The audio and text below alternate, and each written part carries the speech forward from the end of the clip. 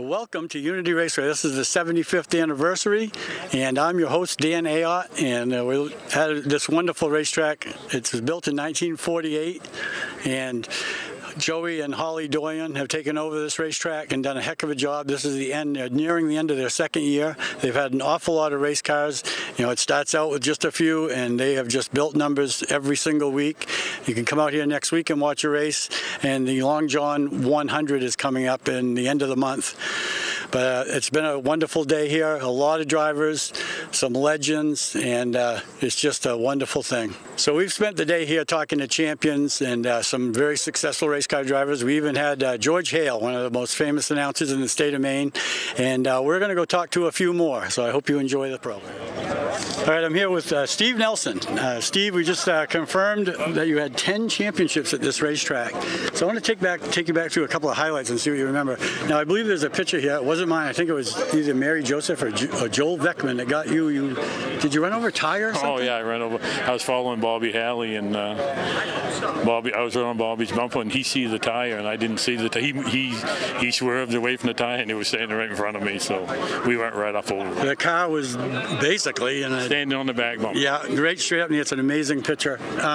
Okay, so let me go back. If I remember correctly, was you sneaking into the pits to race your brother's car, or just to be as a fan? I was sneaking in to race my own car, but I graduated that afternoon, so I didn't want to pay to get in, so I snuck in and won my first race that night. Now you're not. I don't know if you're going to be racing anymore, but I understand that more than one time you have snuck people in your trailer.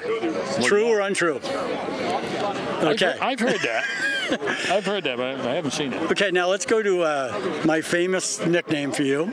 Just as I walked over here to interview you, someone said, "Two Trophy Steve Nelson." So I'm proud that I gave you that nickname. But do you know in the 2 or 3 years how many times you walked out of here with 2 trophies in one night? Holy crap. But one night we got 4 because we had a rain out. Yeah, that happened. We had good cars, though. Yeah. You know, we had good cars and good crew, and that's what it takes. How did it come about that you ended up in Bill Moore's car? He showed up at our house one winter and said, "Would you want to drive?" And I'm like, "What do you think?" So yeah. So about halfway through the year, I think Mackie stepped out of it, and we stepped in it, and we finished second our first race with it. Well, I practiced on Thursday and put it in the guardrails because I thought I didn't need to. I thought I could handle this. Is this your first time in a pro stop? Yeah. Okay. Yeah. The first time on Thursday night, I parked in a guardrail. I said, I guess I better give this a little more respect. So, and we ended up finishing second to Hog in the feature. Yeah. It was very cool that he added the X to his car. Yeah, it was. Was there any talk about that, or did you just do it? I think we talked it over, and that's how we come up with it. And we parked both cars side by side, so he had his own crew, we had our own crew, and that's the way it worked good when you have both of them. Yeah, you had a very dedicated crew. I still got them here today. They're all still here. There you go. You know, this is going to be a tough question. So 75 years, you've been here for almost all of them. 71. And yeah, 71 years? No. That's what I was saying. Yeah. So can you come up with something that sticks out in your mind about a race here or just racing here? Oh, I don't know. I liked the 90s. Everything was really competitive here in the 90s, and the track was run good, and we made a lot of friends, and my car kicked ass. Yeah. How about the color way back in the beginning with Jerry having a dark blue, and you came up with the baby blue? Where did that come from? I don't know. Our first one was actually purple on, so I think. Yeah. So we had it's like baby robin's egg blue or something. Yeah, and we didn't change. When we changed the Chevys, we went red. So that was Ford's. Well, your Camaro. Yeah. That was baby blue. Yeah, that's true. Yeah. Oh, so Fords were red. No, Ford's was blue. That one you're talking about belonged to John Hanscom. He's passed away, but the little Camaro. Yeah. That was Dwayne Seacon's old Camaro. We talked about that earlier today. Actually, he's still disappointed he let you have that car. We won the championship with it first year. Okay, so we could go on forever, but a true legend at Unity Raceway, Steve Nelson.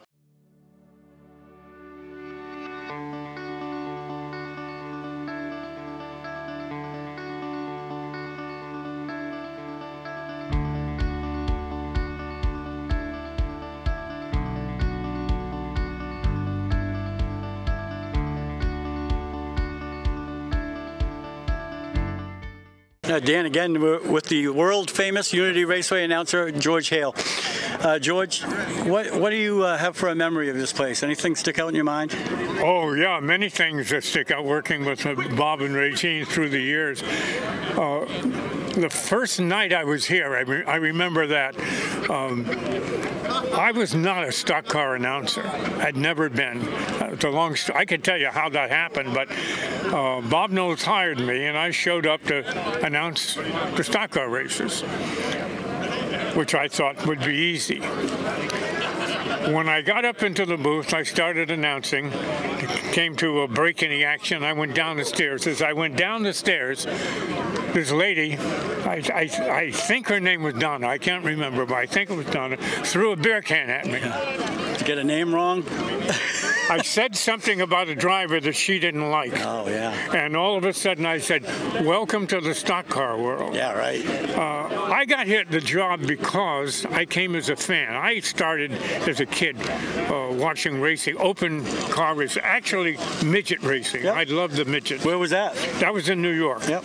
And I watched the midgets for a long time. So I came here to watch, short track racing. Bob Knowles found out about it, and he showed up at my TV studio and said, "I need an announcer. I'd like you to come and be my announcer." I said, "Bob, I don't know anything about this short track." He said, "That's okay. It's the same as horses." I said, "Well, you got horsepower." So Bob hired me, and I came, and I was with him until I stopped doing the announcing. And Bob was one of the great people that I met in Maine, and the regime was fantastic. I can tell you that as I've been going to the races nonstop since 1970, and I got to say, Dave Moody's a pretty good announcer, but I don't know if he's as good as you were. You were good. You're very, very kind. I did have to switch between horses and cars, though. I'd been doing horse racing for a long time before I started in cars. It would have been easy if the race cars only had 1 or 2 horsepower, right? Right. One of the things I remember most about being here, Bob would bring an axe. Like he had a guy who used to blow himself up. He was a good promoter, and he brought in the Canadian Hell Drivers, and they wanted to know if I would ride in the car. And my wife was about to have a heart attack, so I got in the car and I rode with the Canadian Hell Drivers, and they did that 2 wheels up, 2 wheels down thing. I got out and I threw myself on the track, and I made believe I was praying. Right. But to tell you the truth, I was praying. It scared the hell out of me. I believe you were not pretending. So how long were you the announcer here? I was trying to think of that on the way in today. Probably 12, 15, 14 years. Yeah. It's quite a while. In fact, I used to come down and live in the summertime, bring the kids down. We'd live at Bob's camp. He had a little red camp up on the lake, and we'd stay here. Unity was a really great place to be. That's not the camp that somebody was telling me about that's worth like $2 million, is it? No, that's a house that he built. But he had a dog named Winnie, because the lake was winter something, and I would babysit the dog for him occasionally. What he failed to tell me was that Winnie got scared when thunderstorms came, and I ended up with Winnie sitting on top of my head. But other than that, it was a normal vacation here at the lake. Yeah. Well, George, it's been a pleasure to talk to you and to meet you. And it's an honor. I got to say it again. You were absolutely one of the best. You were smooth, and there was never a lull in the action when you were up there talking. Well, it was fun to be an announcer here, and the fans reacted mostly good. I had to make sure which drivers were more popular than the next one, though. And did you ever go on the Ferris wheel? No, I don't like Ferris wheels at all. I don't mind flying airplanes, but Ferris wheels scared the hell out of me. There you go. Okay, we got to draw a line somewhere. Yeah, right. So, thank you. George Hale, thank you very much, George. Appreciate it very much.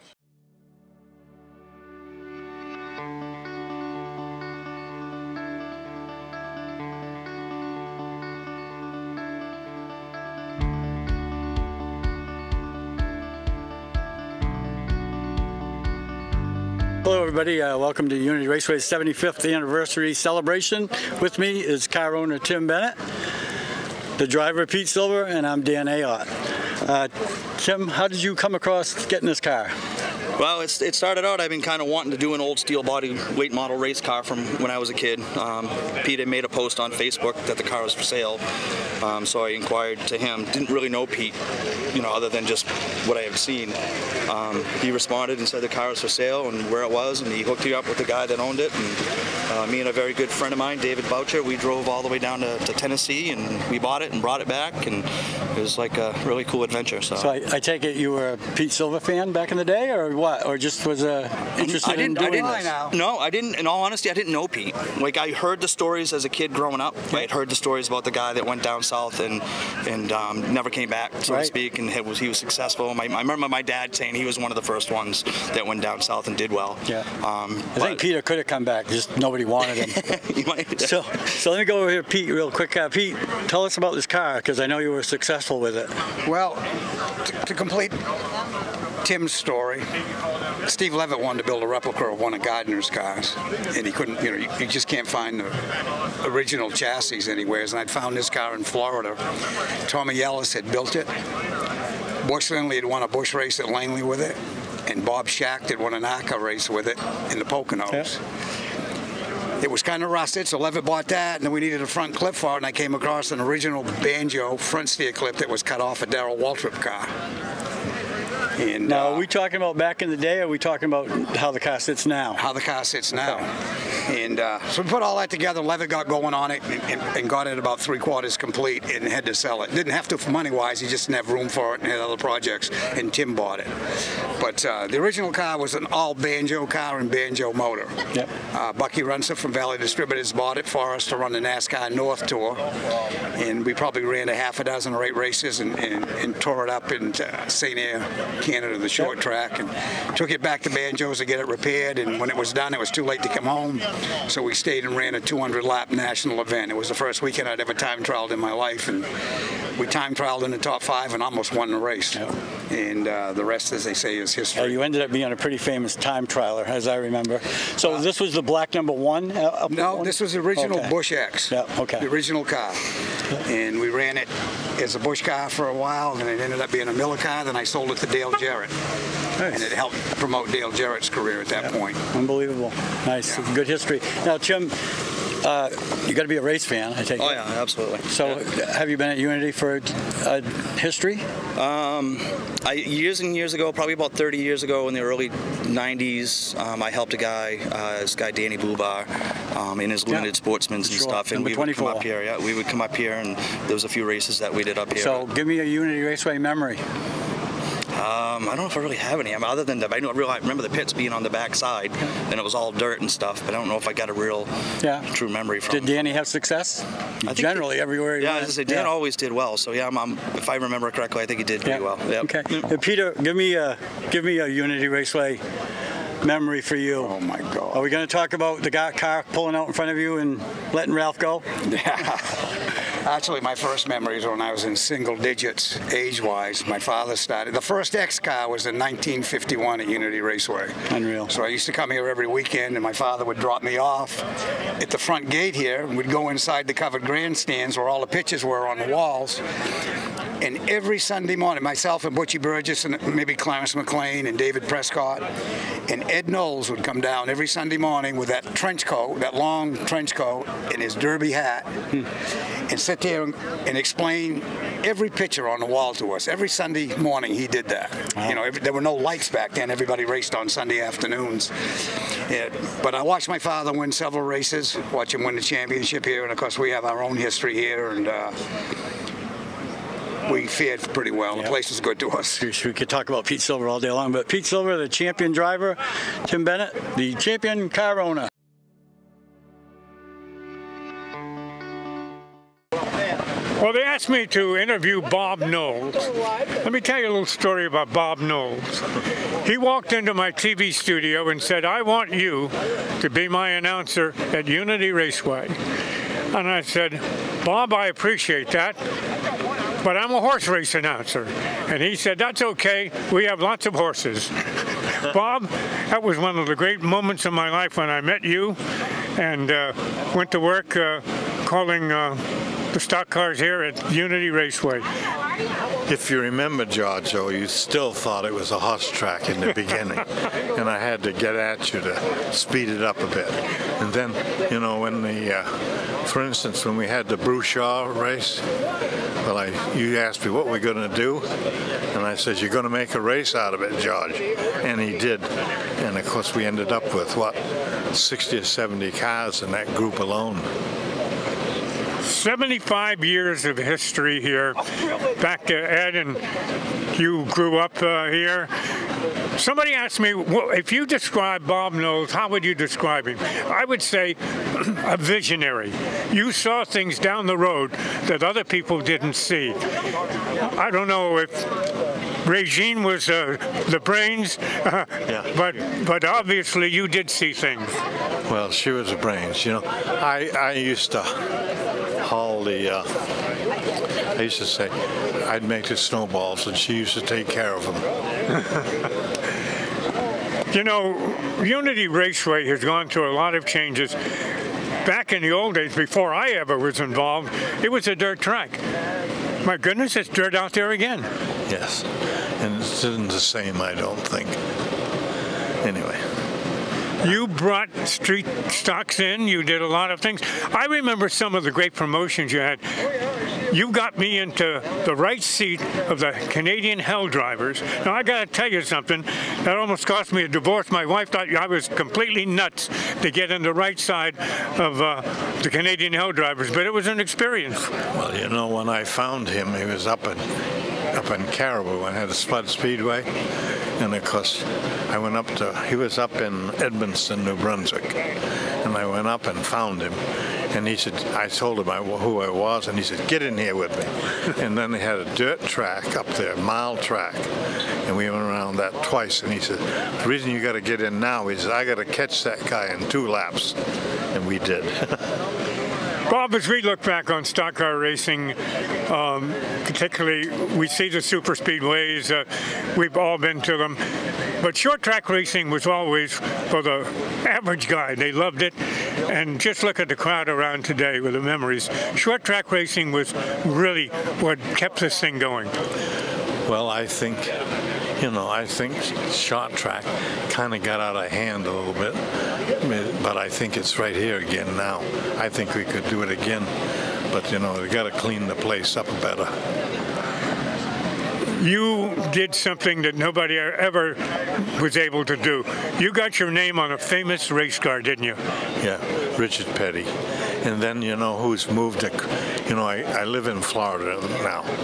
And guess who is across the bay from me? Travis. What's Travis' last name? Well, I forget, but go ahead. Anyway, you know, his friend just died after 20 some odd years together, and I thought he ended up doing a beautiful job, because he started in from the you know, the West Coast car, and he won a he won a demonstrate with that and stuff. Anyway. Well, Bob, you look back on the history of this place and what you accomplished here with huge crowds and great promotions. Is there any one special night you remember more than any other? Yeah, the Tiny Lund show. Oh, my goodness. Yeah, he, well, I had him pushing, well, you know, Ralphie and I wasn't getting along too well then. And that's the reason I sold him this damn place. And look at it now, you know why I did it. But anyway, if you remember, George, that night, Tiny come up and pushed Ralphie for 99 laps. And on the last, when he took the white flag off, he went right into the number 2 corner. And Tiny comes in and he says, is that what I'm supposed to do, boss? And I said, yes, sir. And if you remember, Ken Chinkett and Danny and a whole bunch was there. And of course, it was the biggest night I think we ever had when I was here at that time. Because I got home at daylight, you know, that morning, cleaning up and stuff. Anyway. Well, we had lunch with Tiny Lund. I remember it well.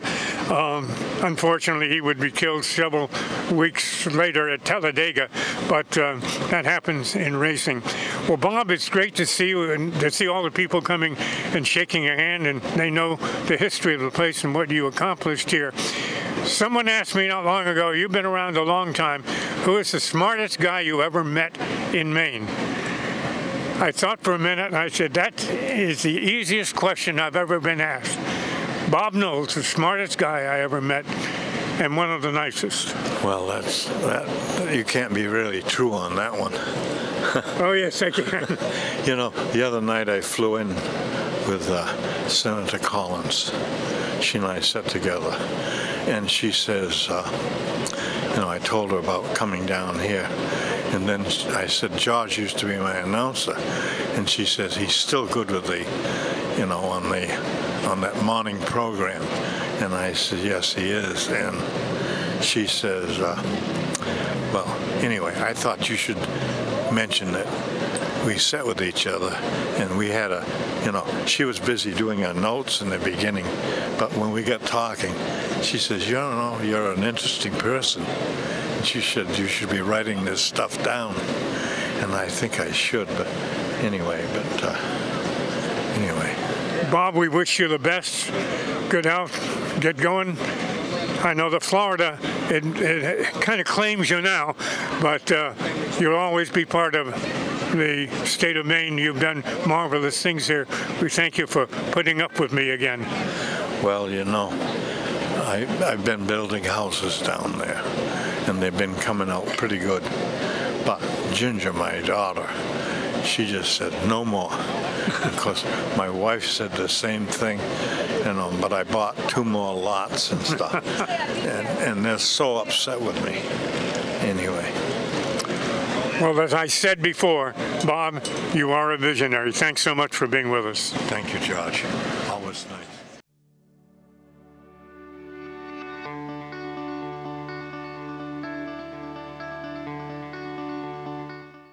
Yeah, Dan here again, and I'm with 2 legends, Freddie Wrecker and Larry Pottle.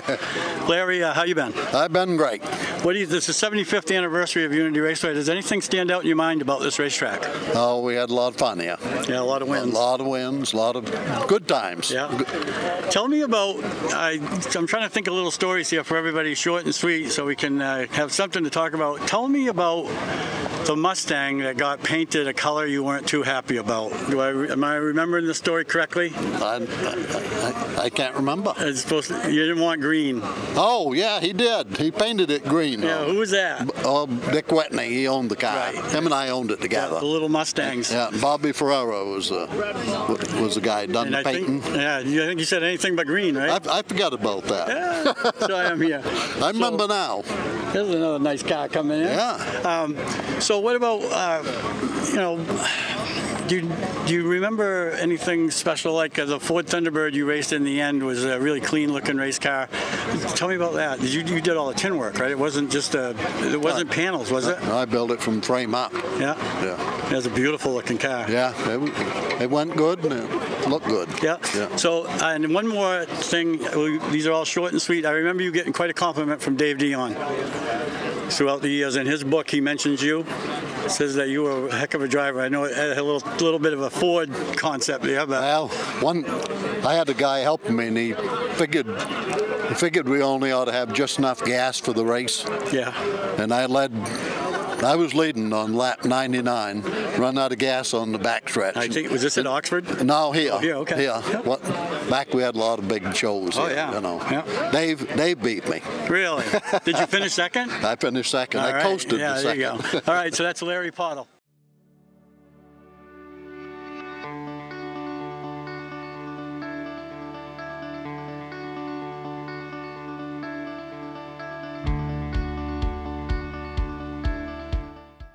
All right, I'm here with Dave St. Clair. Some people may have heard of you. I'm not sure. Possibly. You've got about 1,000 wins here, and I don't know, what, 4 or 5 championships?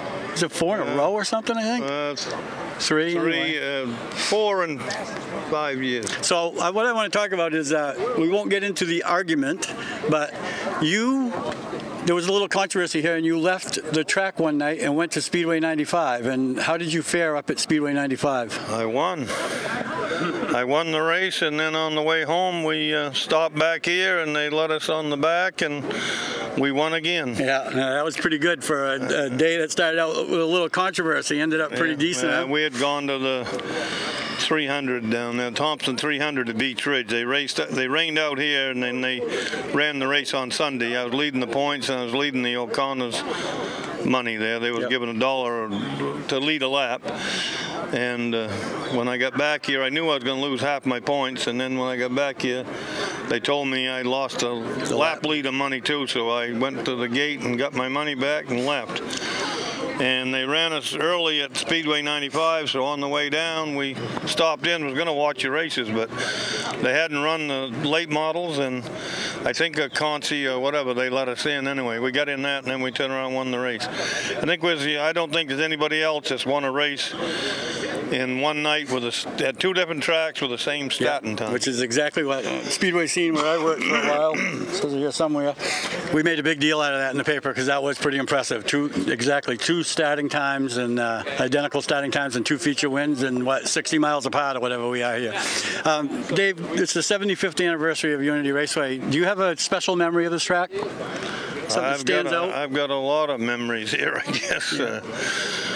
Just raced against a lot of good guys. I guess I was kind of rough. I had to win. I had no money when I started out, so we had to try to get to the front. I mean, I done things on the track I probably shouldn't have, but I think those were the early days, because I'd say that when I started watching you in the mid '80s to the end, you were about one of the cleanest drivers out there. Who have you been talking to? Oh, that's the way I always saw it. I never saw you had to put a bumper to somebody to move them. As a case in point, if they'd give me a lane, they didn't get the bumper. Yeah. But case in point was Pete Silver told me once, years and years ago, that if you kick the door and it don't open, if you knock on the door and it don't open, I think something like that, and if it don't open, you kick it open. Yeah, so that's true. So I just don't remember any of those knocking the door open. We had a lot of good races. Think it was just give me a lane, I'd take the outside or the inside. Now, how about a couple of words about Sonny Hall? Sonny Hall and I made one hell of a pair. He worked on the car, and he didn't want to drive it, and I didn't want to work on it, and he didn't want me to work on it. So yeah, good match. Good match. We ate a lot of macaroni and ketchup or whatever. Yeah, that was in the beginning. Back in the days. And then in the end, you were eating really good, but it's lonely on top, right? That's right. Yeah. So one more thing, I remember this will be a race you didn't win, but this is a point of how clean you were. Dick Belisle had got to a point where he was pretty good, and it was a 75-lap race, I think, out here, and it took him about 50 laps to pass you on the outside. And my point is, you gave him room to run if he could do it out there, and he gave a foot a lap. Boy, that was quite a race. I would give anybody the room to go. If somebody was faster than me, I'd try to let them go and hope they catch the next guy and tangle with him. You know, if I wasn't fast enough to get there. Yep. Okay, well, that's Dave St. Clair, one of the greatest race car drivers from the state of Maine ever, and you can take that to the bank.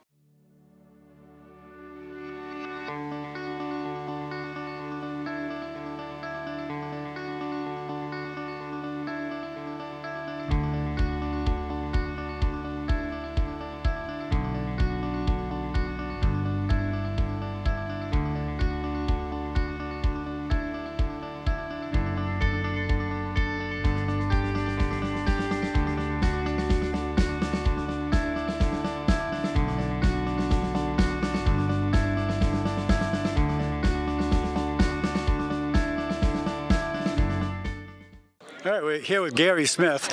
Gary, I want to mention a guy's name first before we get into this. I talked to Billy Penfold, and I talked about Gary Belfour, who we've lost. We got Bruce Kane we've lost. And when I think about you and the way that your career progressed to being about one of the best around, you know, I mean that from my heart. I think about Marty LeBlanc, who's also gone way too early, who really struggled. And then somewhere in there, it worked for them, and away they went. So we go back to, I guess it was 1989, right? The end of the season, the 3-segment race. Was it the beginning or the end? Beginning.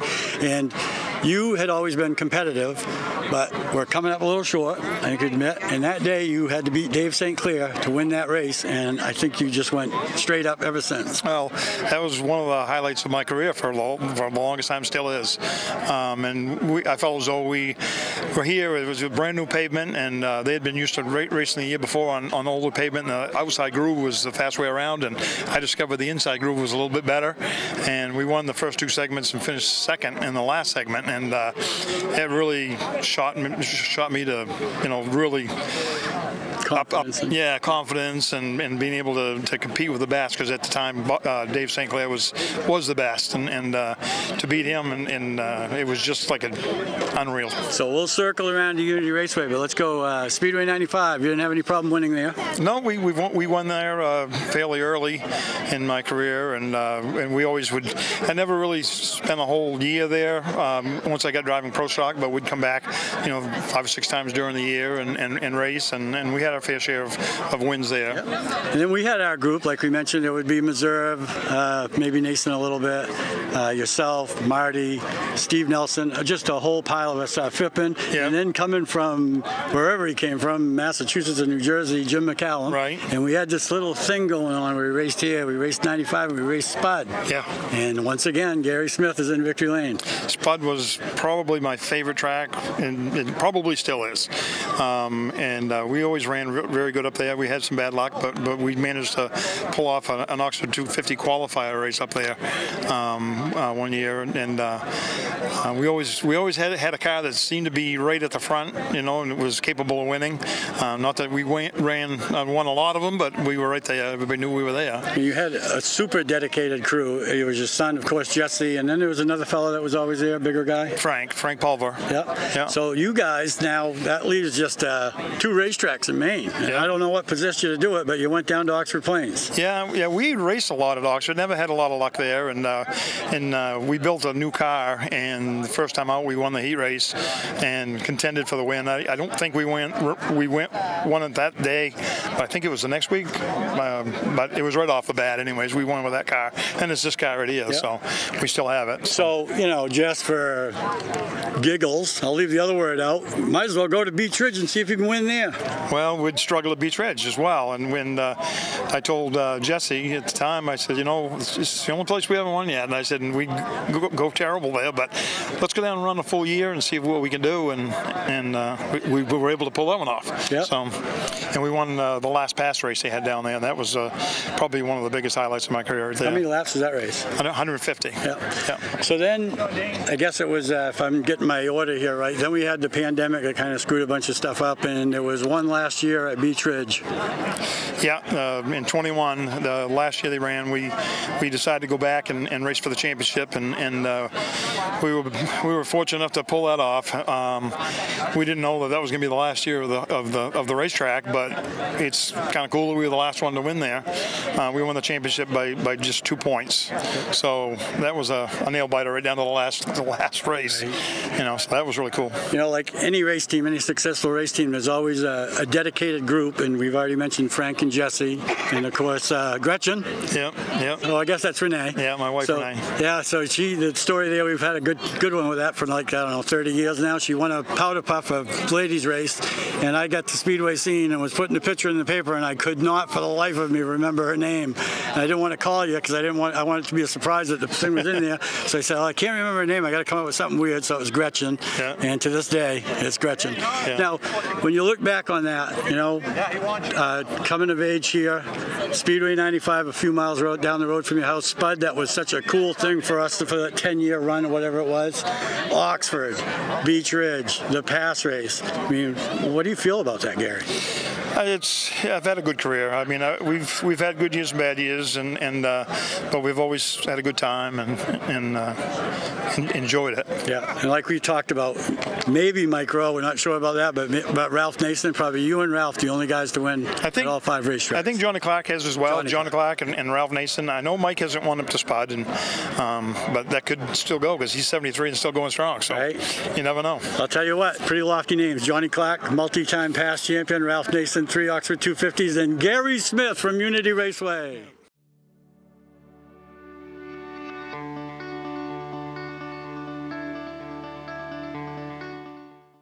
All right, former race director Dan Ayotte here with Billy Penfold. Billy, I got two things I want to talk to you about. And first thing, I'm going to just let you go. You tell us about your two cars that are here that were your dad's cars. Yeah, this one here was actually built in Dave Davo's garage. I was like 2 years old, and I remember him welding it together. The reason I remember it, he'd say, "Don't watch the welding flash, you'll burn your eyes." And Dave had a little couch, and I used to bury my face in it. And I remember this being built there, and I remember him putting it in the back of the dump truck and hauling it up here. And I remember watching him fly over the hot dog stand with it, and that was the last time she raced. Wow. It's really cool that you have like the birth of race cars, really. Your dad driving this one, and he ended up in this, which is close to what we see today. So really did a good job. I mean, he got a long history, a life in the race car, all the versions. So tell us about this one. This one here is a copy of the Stevie Levitt car that was the last car my dad bought, and he actually didn't drive this car. He drove the original. This was the copy, and we just painted it up the exact same way. It's basically the same chassis. Everything is the same except for the newer body style that he ran. He ran the last one he raced was a Luminar style body, and yeah, it's pretty neat to see what he started with and what he finished with on the oval tracks. Nice. So now we have a friend that passed away, one of the greatest guys in racing, Gary Belfour, and he was very dedicated. He didn't win very often. You know, some guys just have that killer instinct, I guess, or whatever, but he had a car that a lot of people thought was a classic lead sled, too heavy, you know, and Gary was, so there was a time, a couple of weeks, I guess, where he was running at 95 at one car, and he let you race the car here. It was a 100-lap race, and tell us about this race. Yeah, that actually they asked me to qualify it in case Gary didn't get back from Bangor to race the 100-lapper, and I said, yeah, I'd go out and qualify it, so I took it out in the Consi, and you couldn't even keep the car on the racetrack. It was completely horrible. I got out of the car and looked, and there was actually canvas on the right side tires, and I told him, I'm not driving this thing, at least put 2 tires on it for me. And so that had to be airmail. Oh God, he was in Bangor. Yeah, well, Mark Grant and Leah Grant actually put the money up for the tires, and we started dead last, and it was a lead sled. I mean, that thing weighed 3,600 pounds, had 5 pounds oil pressure.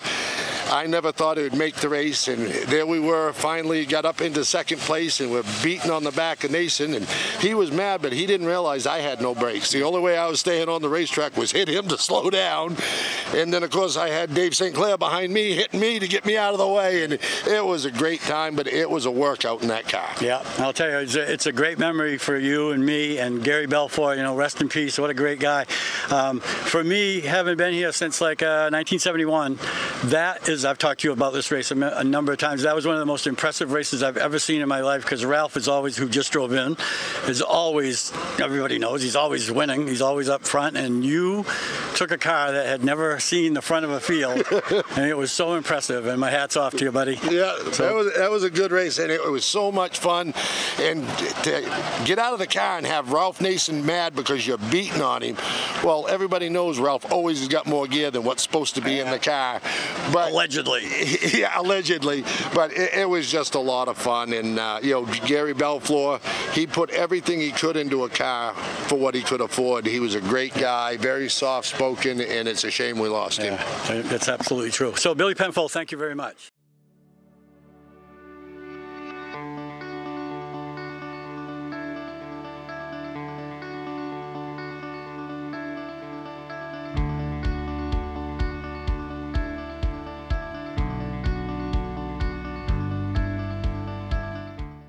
I'm here with track promoter Joey Doyen.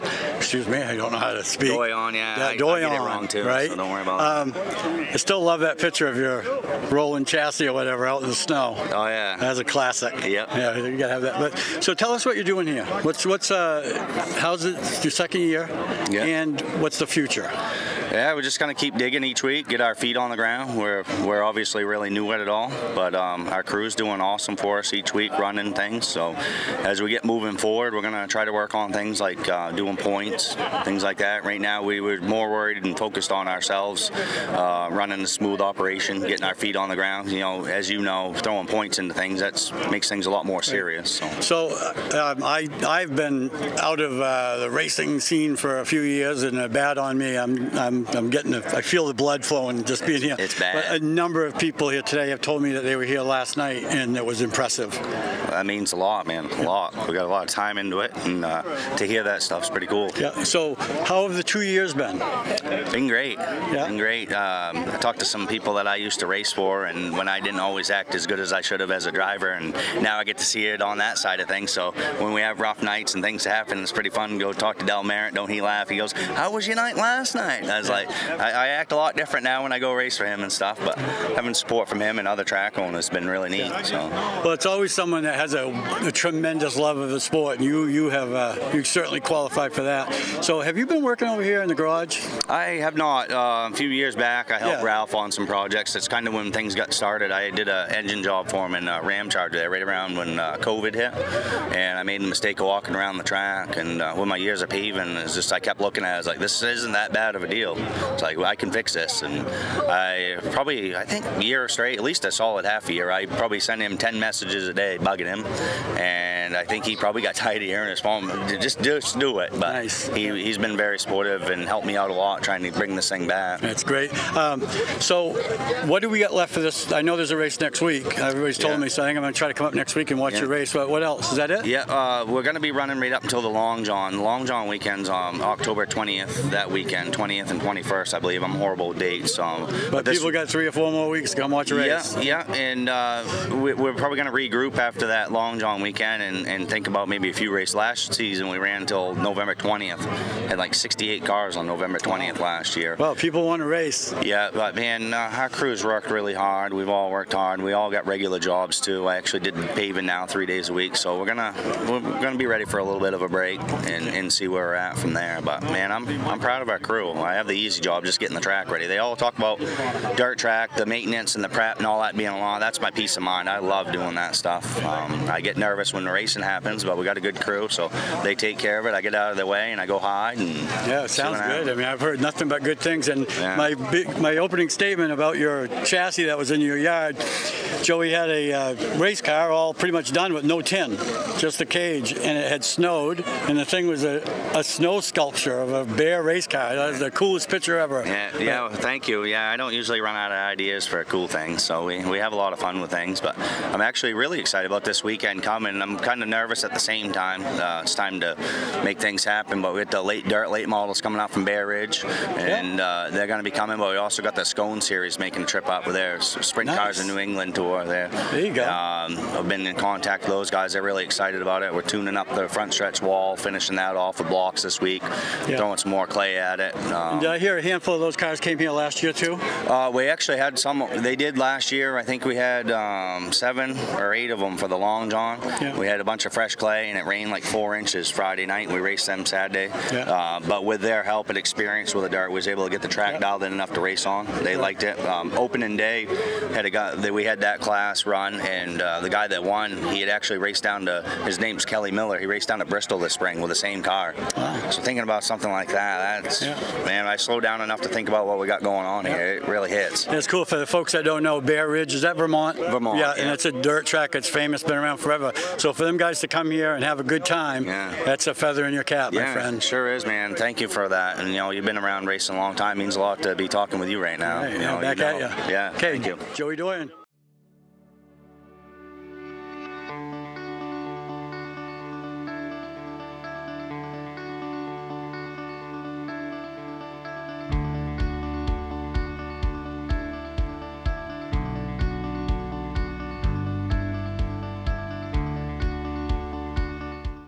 Hi, Dan Ayotte again here, and I'm with Unity Raceway legend, Norris Willett. Norris, how are you doing? I'm doing fine. What do you, first off, why don't you tell me about this car?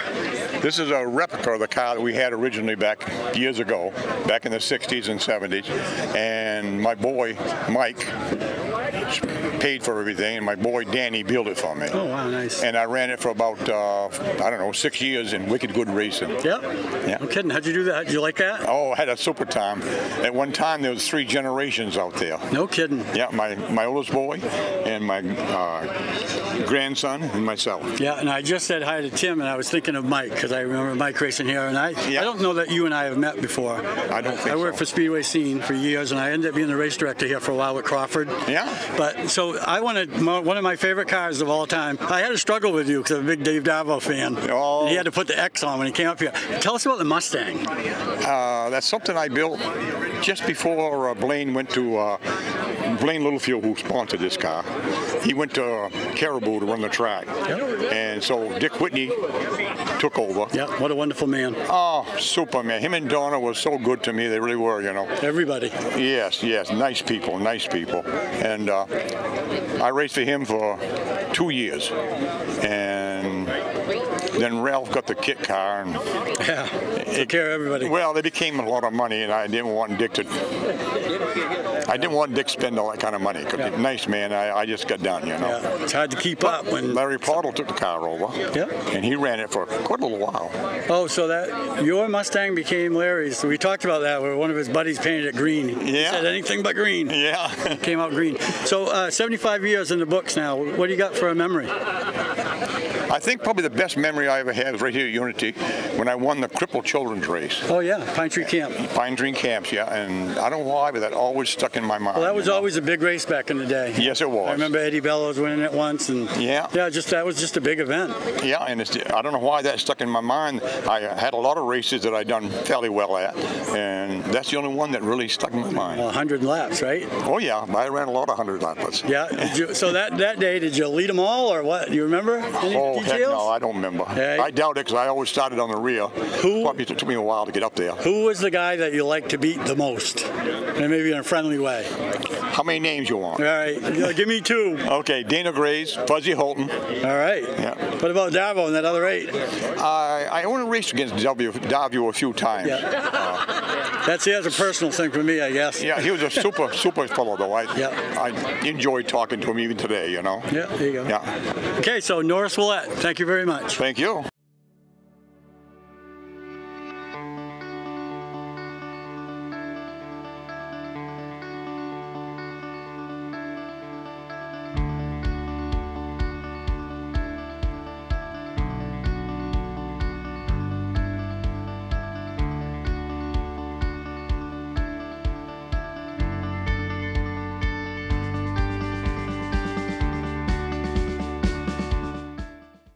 So I'm here with Dave Darvo, and I have mentioned the word a couple times today of saying legend to compliment people, but today we're talking to a real one.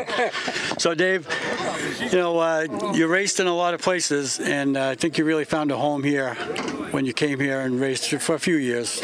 Yeah, I started here. So it's kind of home here, you know. Yeah, that's true. I guess I forgot about that because I knew you did a good stint at Beach Ridge, and then kind of worked your way back this way. Yeah. So we were over there a little while ago at Blackie Hilliard's car. Give me a little memory on Blackie. Do you remember Blackie or what? Yeah. Oh, sure. Yeah. Well, give me something about him. What do you got? Was he? He was before my time, but he was like the best, right? I'm going to get an honest answer. She's pointing at me. Who was Blackie's competition?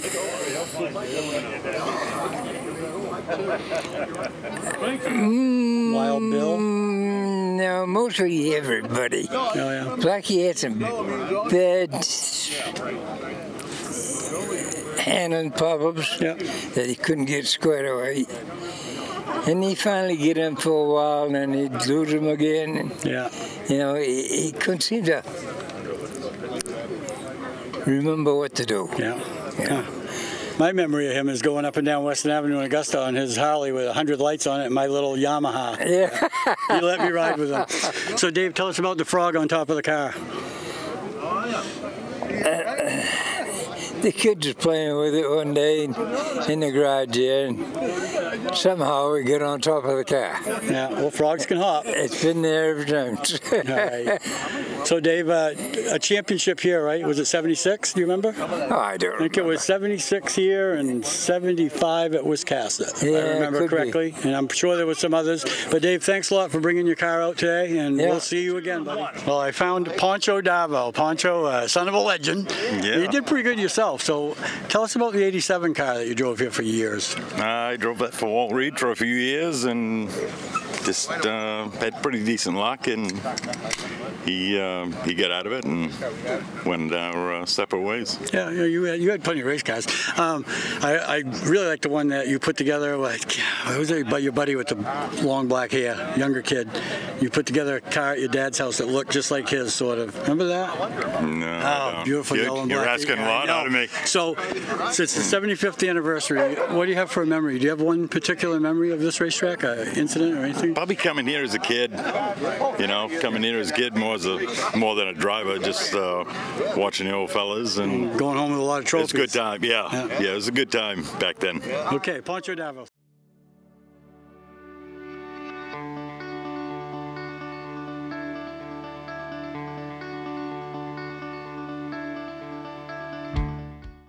All right, I'm here with Bob Halley. We just talked to Dave Darvo, and I can throw the word legend out there, and it's not a joke. That's a compliment. All right, there you go. So we'll pick this up here. Bob's going to be good. So I got two things that stand out in my mind that I'd like to ask you about for Unity Raceway, and one of them is I guess you went to a lot of trouble to set your engine back. Yeah. You want to give us a few details on what that's all about? Because if you set your engine back, the weight's centered in the car instead of being in front, so it helps. But you went to a lot of trouble to center that. I set it back. Not to my liking. It was kind of. I remember you telling me it was a lot of work, though. It was a lot of work. It was a lot of work putting it back once they got caught. Right. Yeah. How far did you get without being caught? Oh, we got half a season, probably. Yeah. Half a season. So a few trophies? Oh yeah. Yeah. Okay. Now my next one is, so I come here and I'm a track photographer. I don't know. I started in I don't know what was it, 87 or so. It was earlier than that, but there was an enduro here, and I see this 60 black Camaro going around with the red, white, and blue helmet, and I know right away it's Bob Halley. And then I noticed Dick Belisle, who I ended up getting to know. Didn't know him that day, but I could tell the two cars were like team cars. So what, you were out of racing for a little bit and then got hooked up with Belisle? Yes, quite a few years, and he got into racing, bought a Burgess car, which I had tried out here to see if there's anything he wanted. Yeah. And he said I ought to have a car. So we went to the Camaro and ran in the Limiteds. Yep. Well, so that was pretty cool because were you looking to get back into racing? Was it by happenstance? It was kind of a gift, really. I was satisfied. So do you know offhand championships? How many championships you got? Well, according to the paper, it says 80 plus. I thought I had a little more. Wins. Yeah. Wins. How about championships? Oh, championships, 3. 3 championships. So tell us about the progression there, because you got to get in the 6 car. At Johnny Layton. Johnny Layton, yeah. So how did that come about? They see me up here at the end of the year and asked me if I wanted to take over the... Yeah, for Johnny, he stopped racing. Yes, they had different drivers in it. He had one of the Ripley's in it at one time, and asked me if I wanted to drive it for. And then jumped at it. Remind me of the fella from Rockport, the 43 car. Yes, Ed LaPlante. Yeah. Same idea. I was standing at the track one night, just watching, and he says, "You want to drive my car?" I said, "Sure." So I was alone. So I got in it, and I was running like 3rd, competitive car. Yep. And the first 2 went out, so I ended up winning the race. Yeah, nice. So I go home and tell my wife, Delano was leading. He had a bunch of wins in a row. Yep. I said, well, Delano got beat tonight. She said, oh yeah, who beat him? I said, I did. Was she happy about that? She wasn't too sad. Yeah. She chuckled. Did she know that meant you were going to come back and race a bunch more? She probably had an idea. Yeah. And then, so that car, was that always a pro stock, or was it a limited and then it moved to a pro stock? It was a limited, and then they converted it to a pro stock. We tried to get in the 250 with it, which there's a lot of competition. Right. But so you got to run the whole gamut here of race cars. Have you ever been in a mini stock? No, not yet. Okay, yeah, there's still time. But anyways, I'm here with a true legend, and that's why somebody walks up to you and says, "You want to get in my car?" Bobby Halley. Yep, thank you.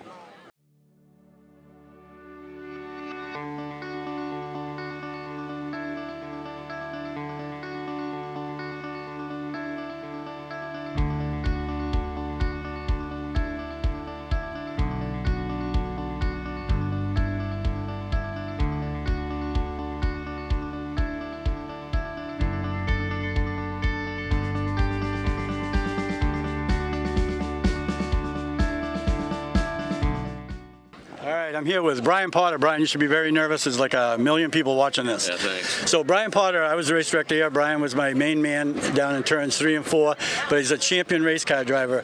I got 2 stories that come to mind for me about you. One was coming up here with practice with your daughter. Right. Tell us about that. I needed time on the track and no spotters or anything back in those days, so I took my daughter and I set her in the grandstand on the other side, and I go, start waving to me when I've been 5 laps so I could come in and change stuff. And that's how we did it. So it's like tire pressures and stuff like that? Tire pressures, yeah, just changing springs, pressures. And so it didn't take you very long to start winning races. Nope. Right?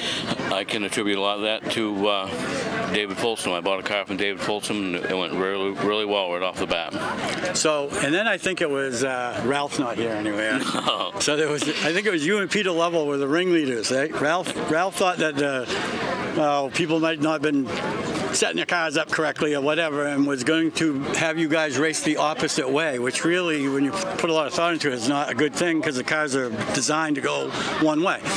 Tell me about that. What do you remember about that? We come onto the front stretch, and we got out here, and the pace car turned around, and they bring us out on the opposite way out of the pits. So something's up.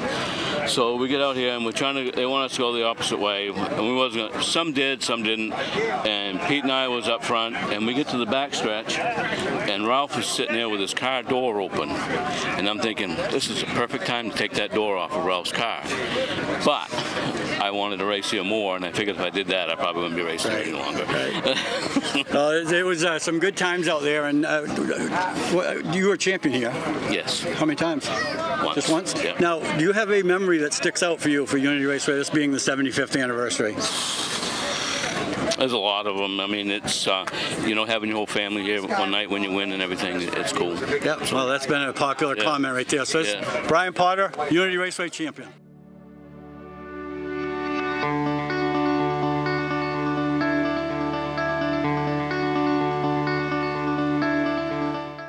All right, I'm here with Chuck LaChance. Chuck, you and I go back to the beginning there. I remember we had our Camaros on the top of turn 1 and 2. It was Cassett. And you just, I can't compliment you enough for the race car driver that you turned into. I mean, you were something else, qualifying for 250s and thank you. All the success you had, which was primarily here, and that was Cassett. So I want to, don't get ahead of this story. Just answer my questions one by one. Tell me, do not get to the feature. Tell me about winning the best looking car award with that Video Mania car. Yeah, it was. What a beautiful car. So yeah, that was the best looking car at 7 o'clock that night. Yeah. Yeah. And then like 15 minutes later? Well, no, it was about 2 hours later at 9 o'clock. It was probably my story was a lot better. Yeah, it was the worst looking car. Yeah. What happened?